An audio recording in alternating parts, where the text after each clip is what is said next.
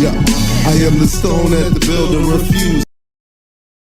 The best sequel to a Pokemon game, my ass. Let's recap with RBY for a sec. We are a nameless boy who eventually gets named, receive a rival who is also our friend, supposedly, who also gets named, and he has a granddaddy. His granddaddy is the prof of Pokemon. He's the reason we go on our quest, and shit gets crazy. Over 1 million copies sold worldwide. It's alright in overall execution, but it's still the first. What about the sequel? What is that?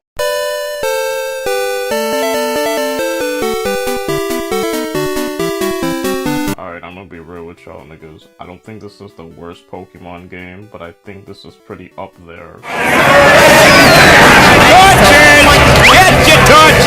But what the fuck is my gripes with these games though? Essentially, I see these games as a massive step backwards from Red, Blue, and Yellow. The bug catching contest, you have to win it, and you can only try on Tuesdays and Thursdays. It's not easy to win either. Your competition usually got the same shit. And it's all down to RNG. That's one event that's trash, but what about the overabundance of Gen 1 Pokemon? Dog, I'm telling you, this shit made me scratch my head the most. Why is there so much showcase of Pokemon we've seen already? This is supposed to be Johto, not Kanto Numbre Dos. Y'all tripping. Then after the first town, we can catch a little pussycat rat. Then boring shit like Pidgeys, like we already got the new bird Pokemon we need. Get him out of here. Let's talk about the gym leaders for a second. Faulkner doesn't even use Gen 2 Pokemon, which I find crazy. Neither does Morty and Chuck. Y'all boys whack. Makes me wonder what's the point. Addressing the gym leaders themselves quickly, Bugsy, Whitney, Jasmine, Price, and Claire aren't that interesting except for Whitney, cause I'm a crybaby. Jasmine has the nerve to use a Pokemon that serves as a power source for the lighthouse, eventually gets sick, I have to go get the cure, even though a certain someone should, and when the Ampharos is cured, they're not free of what made them sick initially. Motherfuck off, Jasmine. At least Claire would give us our badge even if she at first doesn't want to because we badly beat her ass.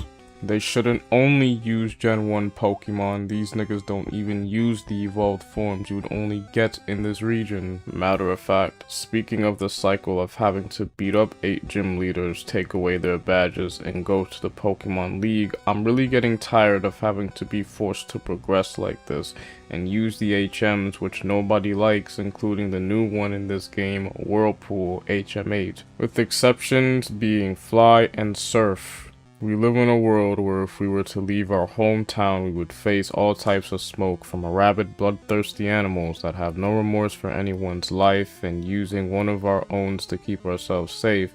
Why can't I have them as my pets to travel around only when I need to battle? I can somewhat do that, but nope, I gotta get that gym badge. Gym badge. Badge gym. Gym badge. Johto and GSC got them toned down labyrinths, compared to Gen 1 Ice Path, where after it you're in Blackthorn, and Union Cave, where after it you in Azalea Town. Look, Mount Moon, Rock Tunnel, Surf Company, Pokemon Mansion, and Victory Road and RBY can go to space and Black Hole. More props is the utilization of the day and night system where, just look at it.